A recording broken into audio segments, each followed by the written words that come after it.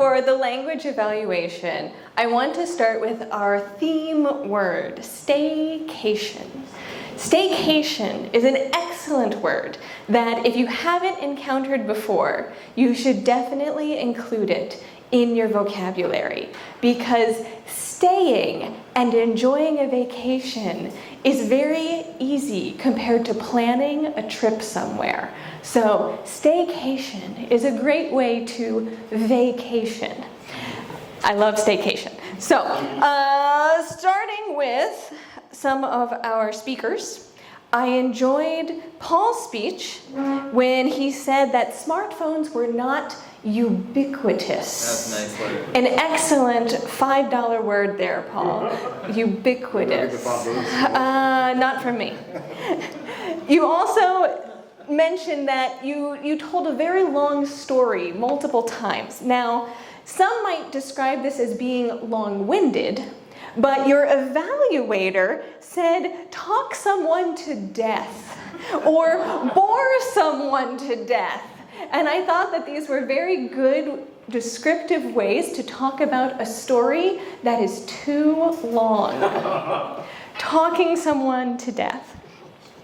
And going to Eric's speech, I appreciated his title, Behind the Stage. You could also say behind the scenes when talking about people who are in the background but still contributing in very important and meaningful ways.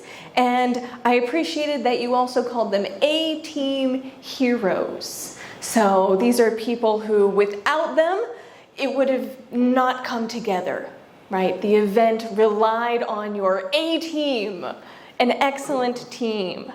And you had, on the PowerPoint, there I saw a very nice word, usher. Usher. And we didn't talk about it, you didn't mention it in your speech, but ushers are people who meet someone, usually a guest, and then take them to their seat, right? They usher you to your seat. So ushers were on the list in the PowerPoint slide. And I want to take a moment because when we finish a speech or when we want to show appreciation, I've noticed many people in Taiwan get stuck on how to say, 拍手! You can say, let's have a round of applause. Or let's give them a hand. Or put your hands together for. Or let's hear it for.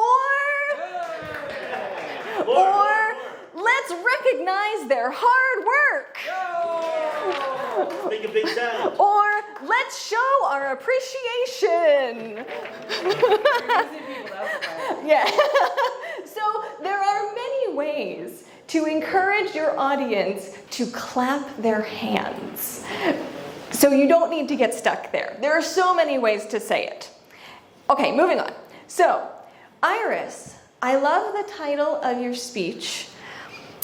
受我气谁? If not me, who? If not me, then who? And I appreciated that during your speech we had a little bit of a language lesson about di and ju and how that's used in Taiwan because b and d sound very similar. So saying ju for d is used to clarify. Yes, so that was a very nice little language lesson there.